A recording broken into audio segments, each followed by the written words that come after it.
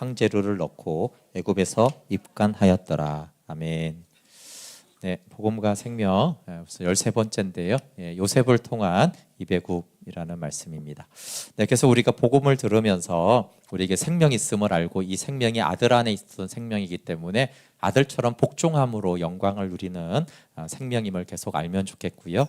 네, 계속해서 구약이 선지자들을 통해 증거된 하나님의 아들과 메시아적 사역이고 그것을 베드로도 사도행전에 말하고 베드로전서 말하고 바울도 사도행전에 말하고 고린도전서에 말하고 또 예수님도 누가복음을 통해서 요한복음을 통해서 계속해서 구약은 그리스도와 그의 고난과 영광을 이제 말한다고 했습니다. 근데 이제 실제적으로 그렇게 이제 성경을 구약을 우리가 보아야 되잖아요. 그래서 이제 아벨부터 저희가 보았습니다.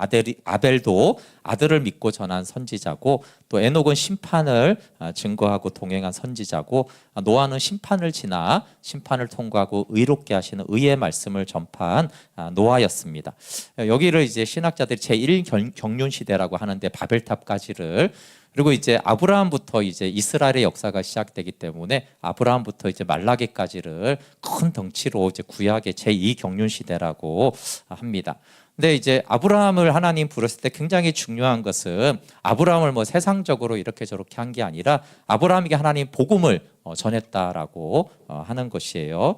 모든 족속이 그에게 준 약속을 통해서 복을 받는데 그것은 이제 자손은 그리스도고 땅은 그리스도를 통해 주시는 하나님 나라이고 어떻게 그게 이루어집니까? 라고 했을 때 헷불 언약을 통해서 즉 하나님이 일방적으로 베푸시는 은혜로 내가 이 언약은 반드시 이루겠다라고 말씀하셨어요. 그리고 이제 하나님이 이제 약속하셨으니까 그것을 이루어가는 과정이 이제 창세기 15장의 약속을 이루는 것이 오늘의 이제 시작이 요셉을 통한 입애굽입니다.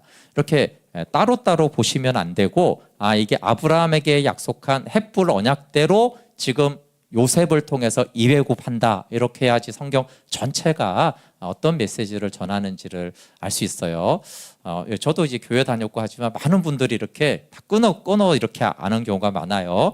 요셉이면 요셉으로부터 시작하고 모세면 또 다 앞에 잊어먹고 모세 이렇게 물론 그 각자도 이렇게 짧게도 은혜를 받을 수 있지만 사실은 전체가 사실 한 가지 메시지를 전하고 있기 때문에 아브라함에게 전한 복음 성취를 위해서 요셉을 통해 입애굽합니다.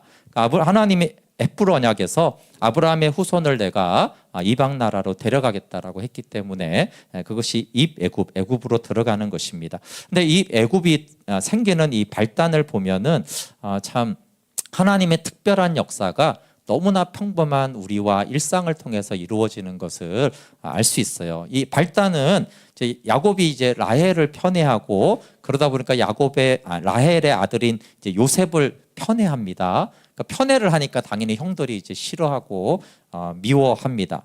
그런데다가 이제 요셉이 이제 꿈을 꾸잖아요. 이제 형들의 곡식단이 요셉의 곡식단에 절하고 또 해, 달, 별 11별 그러니까 어머니, 아버지, 형들이 다 요셉에게 절하는 꿈을 꾸는데 그걸 말을 안 했으면 되는데 또 말을 해요. 그러니까 이때를 보면은 요셉이 좀 철이 없고 지혜롭지 못하다는 걸 알 수 있어요. 이 꿈 얘기 듣고 누가 기분 좋겠어요, 그렇죠? 아버지가 나한테 절하고 형들이 고대 시대 때 형들이 나한테 절한다. 이거 굉장히 이제 그런데 이제 발설을 하니까 안 그래도 싫어하는 형들이 얼마나 미워하겠어요. 근데 또 요셉이 한편에서는 지혜롭지 못한데 한편에서는 순종을 굉장히 잘합니다. 아버지가 형들에게 이제 안부를 물으라, 형들 잘 있나 가보라고 하니까 이제 아버지의 말대로 형들에게 갑니다. 근데 요셉이 아무것도 모르지는 않았겠죠, 그렇죠? 형들이 자기를 좋아하지 않는다, 또 미워한다는 정도는 알았을 텐데, 요 지도는 뭐냐 하면 여기에 있었어요. 헤브론에서 요 도단까지 갑니다. 요 세겜까지 갔다가 도단까지 가요. 그러니까 아버지 심부름하느라고 걸어서 어디까지 가는 거예요? 이렇게 가는 거예요. 그래서 여기서 형들을 만납니다. 그러니까 정말 순종을 잘하는 거죠, 그렇죠? 그렇게 순종을 했는데 이제 요셉을 시기하던 형들이 이제 요셉을 죽이자 이렇게 말을 하는데 유다가 만류하다가 이제 미디안 상인에게 팔고 이제 보디발에게 노예로 팔립니다. 아버지에게 순종으로 출발한 발걸음이 복으로 오는 게 아니라 배신과 상처와 아픔으로 이렇게 돌아오는 일을 당합니다. 그러니까 이제 야곱의 편애, 또 요셉이 지혜롭지 못함과 또 순종, 또 형들의 시기와 악함이 다 어우러져서 구속사에 사용이 되고 있어요. 그러니까 우리는 보통 하나님의 구속사에 사용이 되면 뭔가 굉장히 막 아름답고 충성스럽고 막 사랑하고 이래야만 하나님의 구속사가 이루어져야 된다고 질 거라고 생각을 하지만 그렇지가 않은 것이죠. 여기 보면 사실 엮이는 가정적이고 이런 가정이 실제로 우리 주변에 있으면 얼마나 막 이러겠어요, 그렇죠? 근데 그런 가정이 또 언약의 조상들의 가정이고 그런 일들을 통해서 하나님이 구속사에 사용하세요.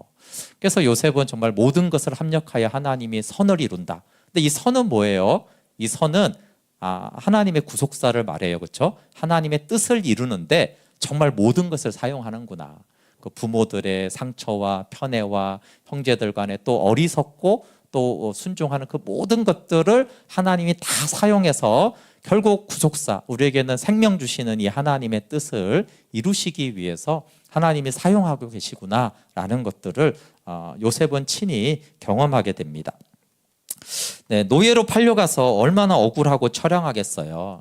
그런데 성경은 요셉을 형통한 자라고 말합니다. 우리 39장 2절 앞으로 가서 한번 읽어볼게요. 39장 2절. 네, 찾았으면 한번 같이 읽어보겠습니다. 39장 2절 시작. 여호와께서 요셉과 함께 하심으로 그가 형통한 자 되어 그의 주인 애굽 사람의 집에 있으니.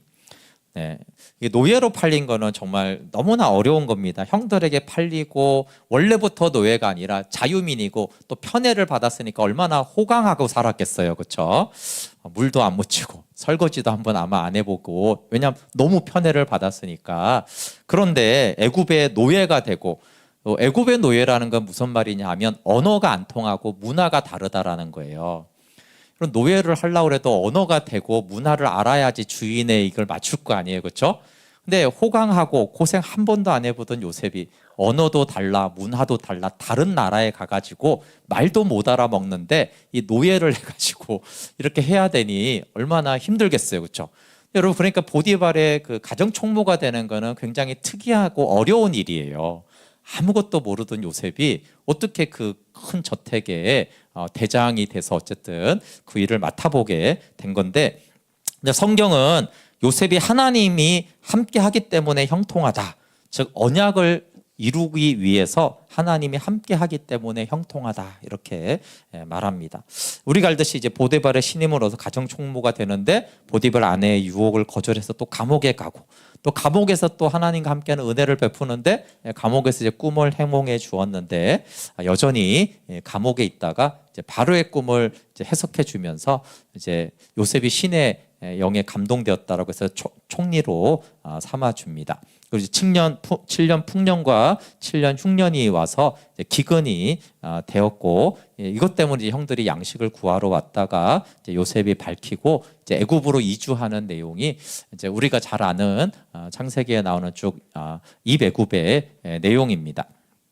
우리 중요한 부분, 내용은 다 아니까 중요한 부분만 좀 살펴보면은, 근데 하나님이 이제 애굽에 내려갈 때 함께 하겠다라는 말씀을 하는데 이 부분도 되게 중요합니다. 우리 46장 1절부터 4절을 볼게요. 야곱이 이제 뭐 먹을 게 없으니까 또 아들이 오라고 하니까 애굽으로 내려가는데, 야곱 입장에서는 가나안 땅을 떠나는 게 굉장히 어렵습니다. 왜 그렇습니까? 이 땅은 그냥 뭐 먹고 살기 위해서 이주하는 땅이 아니고 아브라함에게 약속한 땅이잖아요, 그렇죠? 그러니까 약속의 땅인데 내가 이 약속을 땅을 떠나도 되나? 고민 되겠잖아요, 그렇죠? 이 약속을 땅을 내가 혹시 떠나면 먹을 거 구하다가 하나님이 약속한 땅을 내가 떠나면 어떡하나, 이런 것들이 있죠. 그렇기 때문에 이제 46장 1절부터 4절에 내용이 나옵니다. 한번 같이 읽어볼게요. 시작. 이스라엘의 모든 소유를 이끌고 떠나 브엘세바에 이르러 그의 아버지 이삭의 하나님께 희생제사를 드리니, 그 밤에 하나님이 이상 중에 이스라엘에게 나타나 이르시되 야곱아 야곱아 하시는지라. 야곱이 이르되 내가 여기 있나이다 하매 하나님이 이르시되 나는 하나님이라 내 아버지의 하나님이니 애굽으로 내려가기를 두려워하지 말라. 내가 거기서 너로 큰 민족을 이루게 하리라. 내가 너와 함께 애굽으로 내려가겠고 반드시 너를 인도하여 다시 올라올 것이며 요셉이 그의 손으로 내 눈을 감기리라 하셨더라. 예, 브엘세바는 최남단입니다. 거기서 이제 고민을 한 것 같아요. 그래서 어쨌든 제사를 하나님께 예배하면서 하나님께 나아가는 것이죠. 예, 그랬더니 최남단에서 제사를 드렸더니 하나님이 나타나셔서 이렇게 말씀해, 두려워하지 말고 내려가라. 내가 거기서 너로 큰 민족을 이루게 하리라. 내가 너와 함께 애굽으로 내려가겠고 반드시 너를 인도하여 다시 올라올 것이며. 그리고 이거를 아브라함에게 전한 약속 복음과 별개로 보면은 그냥 너 잘 되게 해줄게 이런 거잖아요, 그렇죠? 근데 그게 아니라 이 보시면 아브라함에게 하신 복음을 그대로 얘기하고 있는 거예요, 그렇죠? 내가 내려가라, 내가 함께 내려가고 거기서 내가 큰 민족을 이루게 하겠고 반드시 인도에서 다시 올라올 것이다. 예, 아브라함에게 하신 약속을 복음을 그대로 다시 확인해 주잖아요, 그렇죠? 그러니까 야곱이 내려갈 때 뭐라고 믿었겠어요? 이것은 하나님이 우리의 할아버지 아브라함에게 전한 그 약속 헷불 언약의 복음을 성취하기 위한 과정에 있구나라고 하면서 애굽으로 내려가는 거예요. 우리가 알듯이 이제 요셉이 죽은 후에 이제 노예로 전락을 합니다. 그런데 여기서 요 본문이 왜 중요하면, 그러면 이제 요셉 때문에 잘 살다가 노예가 되고 박해를 당하는데, 이 애굽에서 박해당하고 고난당할 때 하나님은 어디 계세요? 네, 애굽에 함께 계시는 거예요. 왜냐하면 내가 애굽에 함께 내려가겠다라고 그러셨잖아요, 그렇죠? 그러니까 하나님은 우리가 출애굽, 광야, 가나안 땅에만 있는 것이 아니라 애굽에서도 함께 있는 것이에요. 근데 우리가 알듯이 애굽은 사실 세상을 상징하잖아요, 그렇죠? 세상을 상징하는 애굽에서 하나님이 함께 하세요. 이스라엘은 세상에 있고 고난당하고 박해당하고 하나님이 돕는 것 같지가 않은 애굽이잖아요, 지금. 모세가 태어날 때 그때를 생각해보면 하나님이 어디 계세요? 근데 하나님이 말씀은 나는 애굽에 너희와 함께 있다. 지금 너희가 큰 민족이 되고 있고 너희를 다시 데려가기 위해서 함께 하고 있다라고 말씀하세요. 그래서 알 수 있는 것이 이 애굽에서의 생활은 하나님이 떠난 것 같은 세상이에요. 나는 세상에 있는 것 같고 나는 세상에 있고 하나님은 안 계신 것 같다라고 생각이 되는 그 시기가 한 300여 년간 계속 되어지는데, 그때 하나님이 함께하고 계시다라는 것이고 지금도 아브라함에게 하신 그 약속과 복음은 성취되고 있다라는 것을 말씀하는 것이죠. 근데 이 야곱에게 이 말씀을 안 하셨으면 모르는 거죠, 그렇죠? 하나님 혹시 우리를 버리셨다가 다시 오시나 이렇게 하는데 그렇지 않다. 그 모든 곳에서도 하나님은 함께하고 계시다라고 말씀하고 계세요. 그리고 이제 45장의 7절 8절에 가면은 이제 요셉이 이 모든 과정을 지나면서 요셉의 신앙이 구속사로 바뀌어 있는 것을 알 수 있습니다. 요셉의 과거와 현재와 미래를 보는 관점이 이제 하나님이 보는 역사로 달라졌습니다. 우리 45장 7절 8절 한번 앞으로 가서 한번 같이 읽어볼게요. 시작. 하나님이 큰 구원으로 당신들의 생명을 보존하고 당신들의 후손을 세상에 두시려고 나를 당신들보다 먼저 보내셨나니 그런즉 나를 이리로 보낸 이는 당신들이 아니요 하나님이시라. 하나님이 나를 바로에게 아버지로 삼으시고 그 온 집의 주로 삼으시며 애굽 온 땅의 통치자로 삼으셨나이다. 네, 형들의 배신, 노예로 팔리고 애굽 총리가 된 그 모든 것을 이제 요셉은 하나님의 역사로 이해하게 되었습니다. 독일에는 역사라는 단어가 사실적 역사를 말하는 히스토리와 해석된 역사를 말하는 게시시티라는 이 두 가지 좋은 의미를 부여하는 이 두 가지 역사가 있는데, 신앙에도 정말 그렇습니다. 사실 역사가 있고 하나님이 하신 역사가 있죠. 사실의 역사는 형들이 악을 행하였고 요셉은 너무 고난을 당했습니다.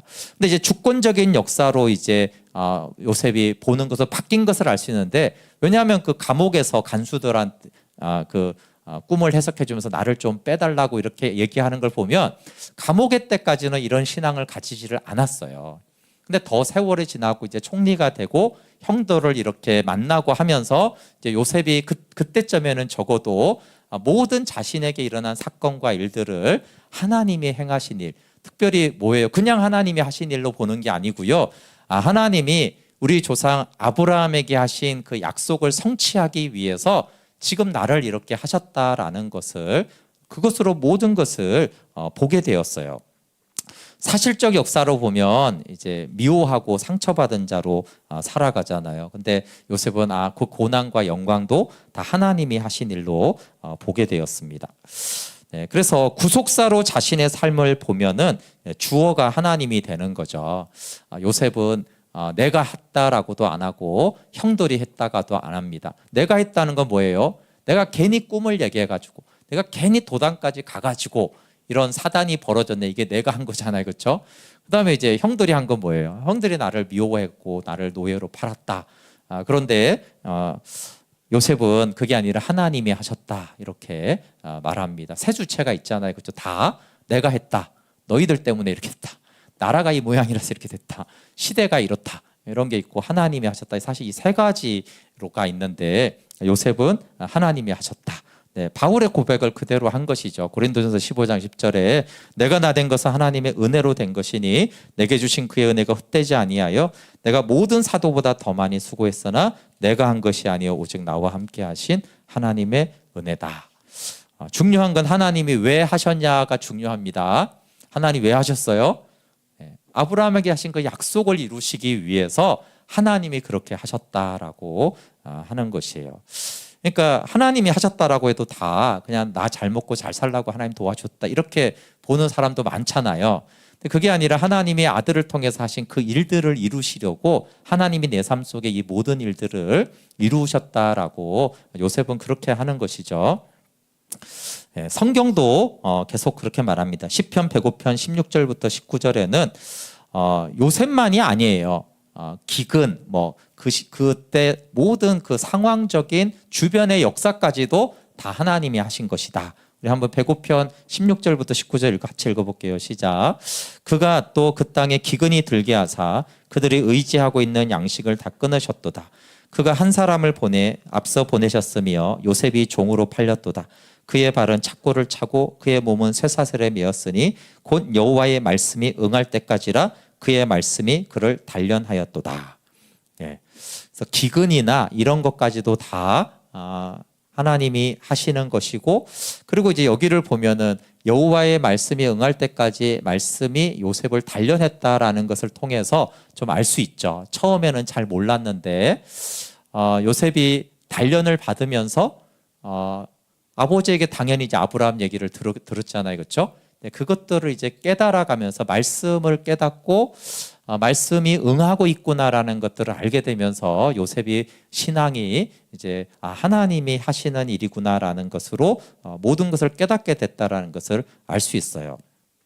그래서 요셉도 이제 지나고 나서야 알게 되는 거죠. 이게 하나님이 하신 일이었구나. 하나님이 그 구속 역사를, 복음을 이루시려고 이렇게 하시는구나. 그러면서 그러면 항상 이제 그러냐 그게 아니라 믿음이 굉장히 성숙하게 되어지면 요셉은 이후에는 모든 일을 현재로 구속사로 봅니다.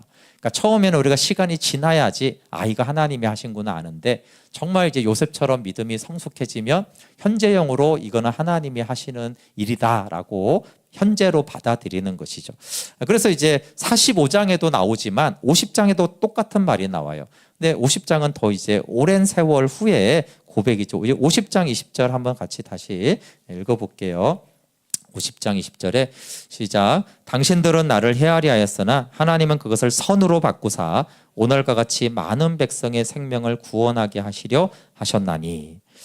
네. 그래서 우리가 알 수 있는 거는 우리가 다 깨닫지 못해도 하나님이 우리와 함께 하시며 우리를 통해 일하신다는 거예요.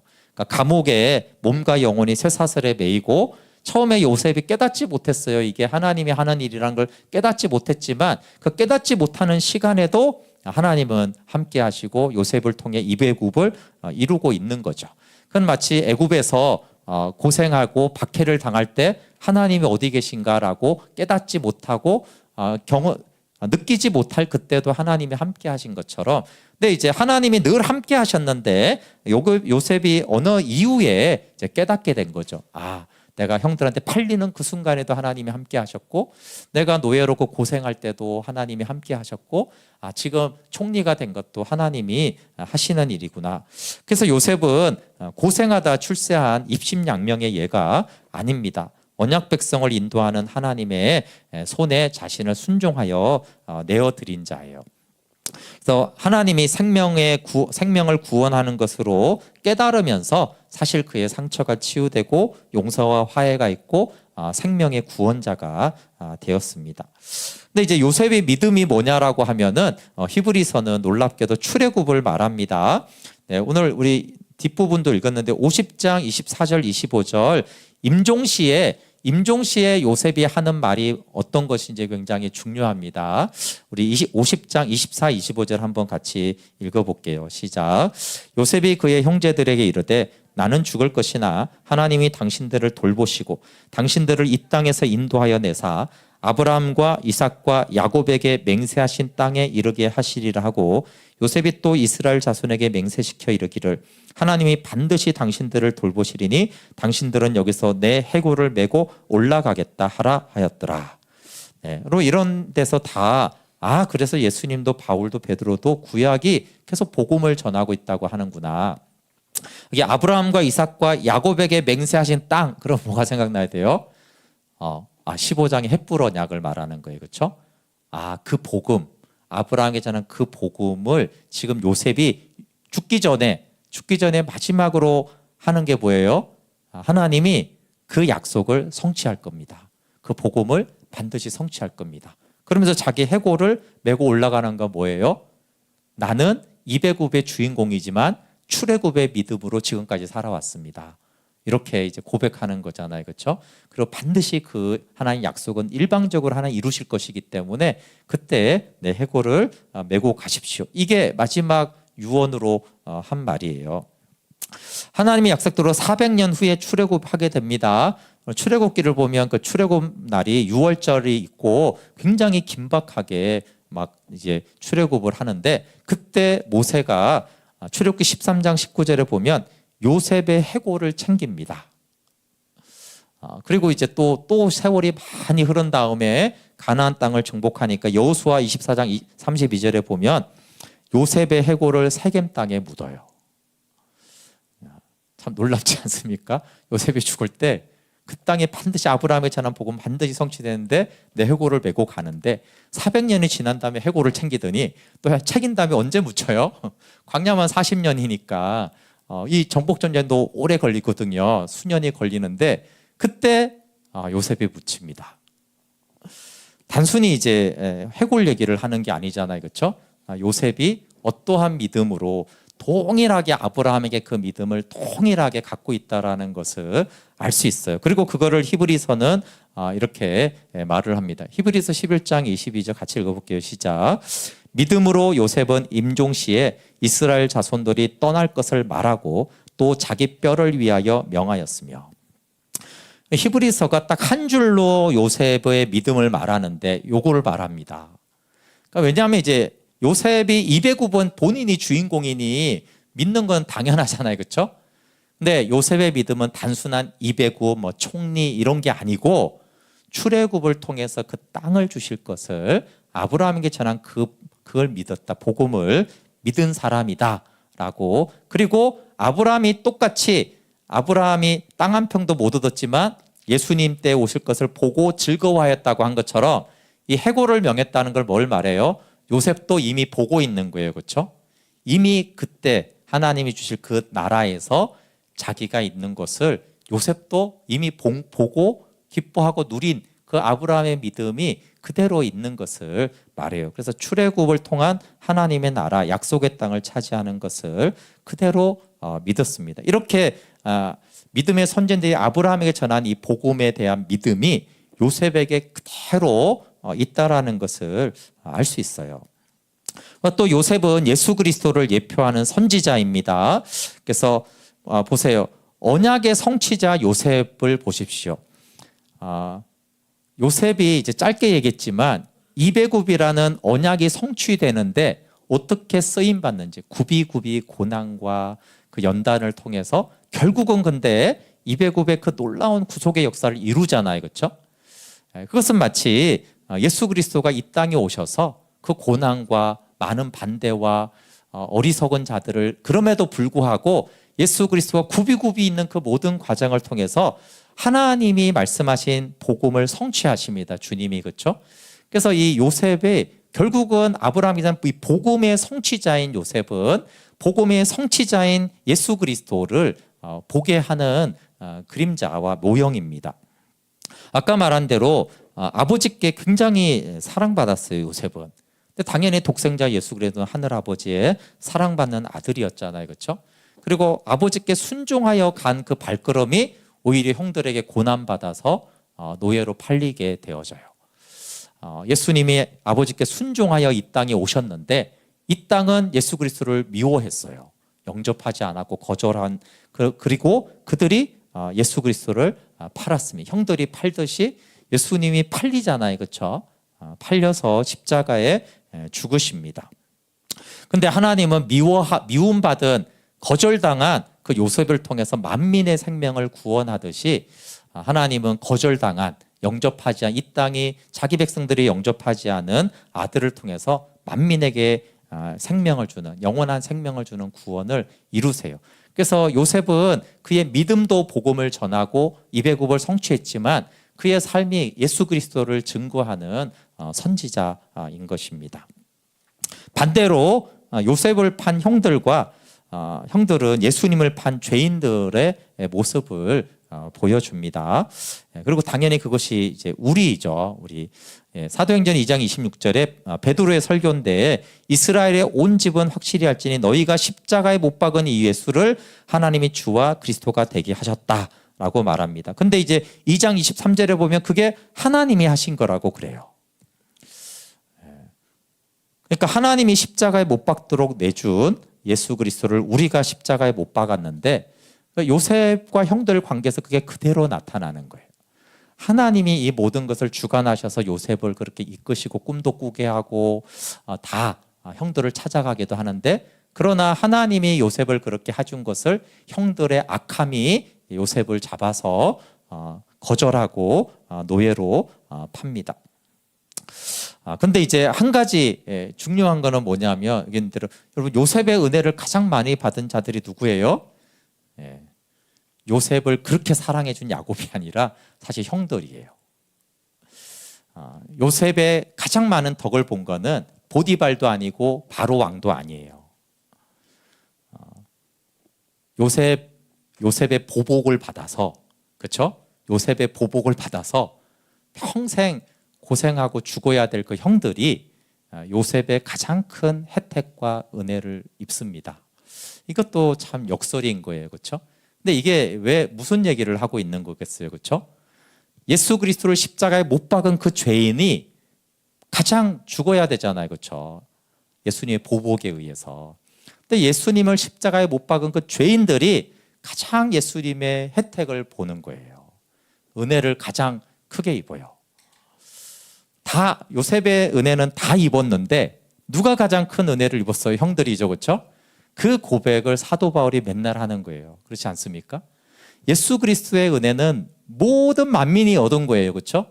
모든 사람이 하나님이 죄를 사하시고 생명 주는 복음을 주셨으니까.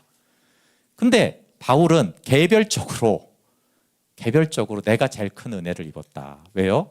나는 예수 그리스도와 교회를 핍박하고 포행하던 자이기 때문에, 가장 악랄하게 대적을 했기 때문에 내가 가장 큰 은혜를 입었다라고 하는 거예요. 우리가 잘 알듯이 나 같은 죄인 살리신 그 찬송을 지은 목사님도 이제 노예 상인이었잖아요. 그렇죠? 다 죄인인데 내가 더 죄인이다. 그래서 나는 더 큰 은혜를 입었다라고 하는데, 그게 이제 형들을 통해서 말하고 있는 거예요. 근데 보편적으로, 대표적으로 누가 가장 큰 은혜를 입냐면, 내가 예수 그리스도를 십자가에 못 박은 죄인임을 아는 자가 가장 큰 은혜와 생명을 얻습니다. 내가 가장 큰 죄인인 것을 아는 자가 가장 큰 은혜를 입잖아요. 그렇죠? 그걸 요셉이 그대로 보여줍니다. 그의 삶이 예수 그리스도를 나타내기 때문에 요셉을 대적하고 죽인 그 형들이 가장 큰 은혜를 입습니다. 그런데 그거를 형들은 알았을까요? 형들은 잘 몰랐죠.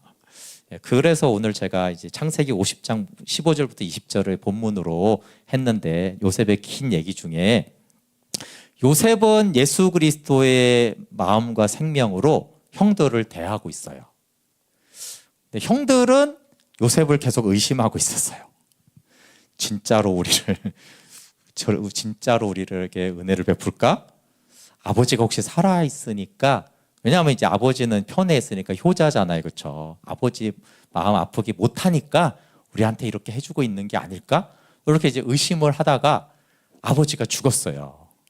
그러니까 형들이 다시 불안하네요. 이제 아버지가 죽었으니까 본색을 드러낼 줄 모른다. 그래서 이제 우리를 이제 감옥에 쳐넣을지 모른다. 이렇게 이제 불안해하는 그 모습이 이제 50장 15절부터 20절에 쭉 나오는 거예요. 15절이 이렇게 시작되잖아요. 요셉의 형제들이 그들의 아버지가 죽었음을 보고, 아버지가 죽었어. 큰일 났죠? 그러면서 요셉이 혹시 우리를 미워하여 우리가 그에게 행한 모든 악을 다 갚지나 아니할까? 그 악을 다 갚으면 어떻게 되겠어요? 큰일 나는 거죠, 그렇죠? 그 악을 다 갚으면 큰일 나는 거예요. 그래서 이제 16절부터 쭉 나오는 건 뭐예요? 아버지를 제발 기억해라. 아버지를 제발 기억해라. 이렇게 이제 쭉 하는 내용을 쭉 부탁을 하니까 19절부터 20절에 하잖아요. 요셉이 그들에게 두려워하지 말고 내가 하나님을 대신하겠느냐 하면서 하는 말이, 당신들은 나를 헤아려 하였으나 하나님은 그것을 선으로 바꾸사 오늘과 같이 많은 백성을 생명을 구원하려 하려고 한 것이다. 근데 17절 마지막에 보면 요셉이 또 많이 울었다고 나와요. 그러니까 요셉도 사람이니까 인간적으로 얼마나 그게 깊은 상처와 아픔이었는지를 또 울면서 하지만, 그럼에도 불구하고 하나님의 뜻을 나타내요.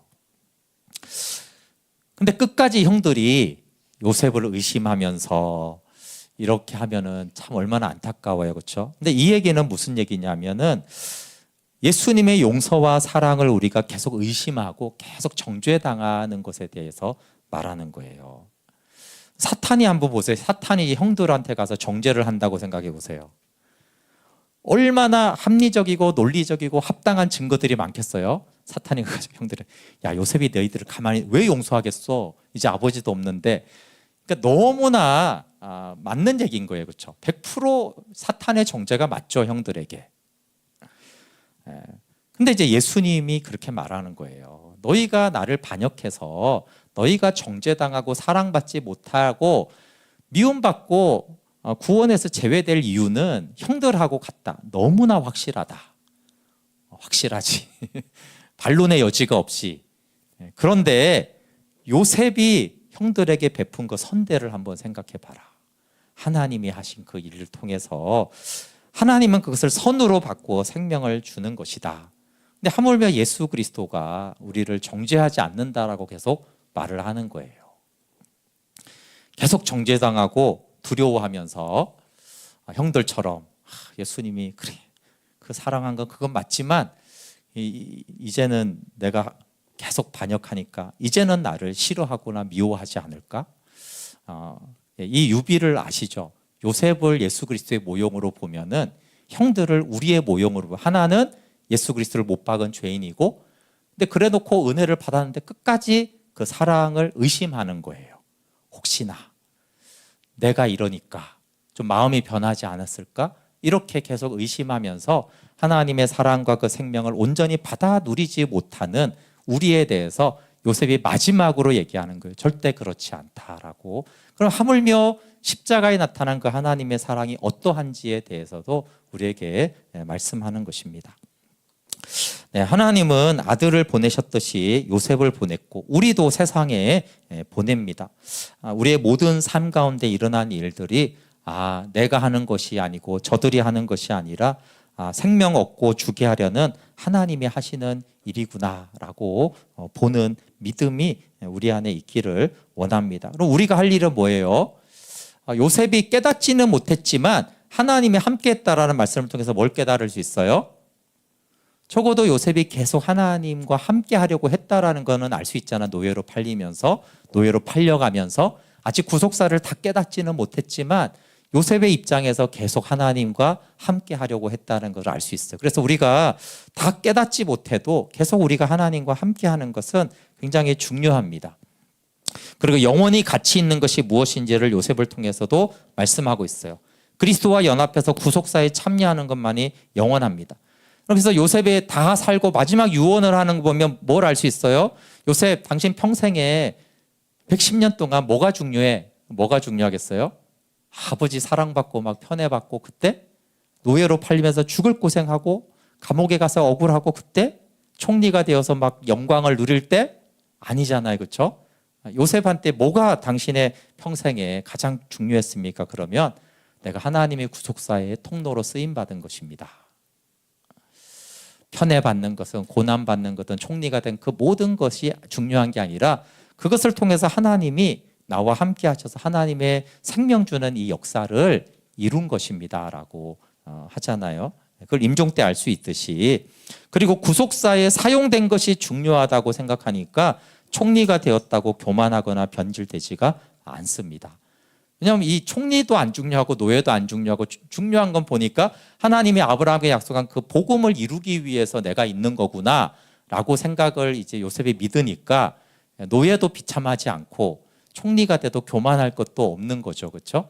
왜냐하면 하나님이 하시면 하나님이 하실 때 필요하면 나는 노예도 될 수 있는 거고 내가 총리도 될 수 있는 거고 그럼 다시 또 필요하면 이 총리가 되었다고 하나님 나를 다시 떨어뜨릴 수도 있는 거고 그렇게 이제 생각을 하니까 이제 요셉이 교만하지도 않고 형들에게 보복하지도 않게 되었습니다. 정말 이 요셉의 주는 이 믿음, 그가 증거하는 이 그리스도는 굉장히 중요한 복음이고 생명을 주는 것입니다.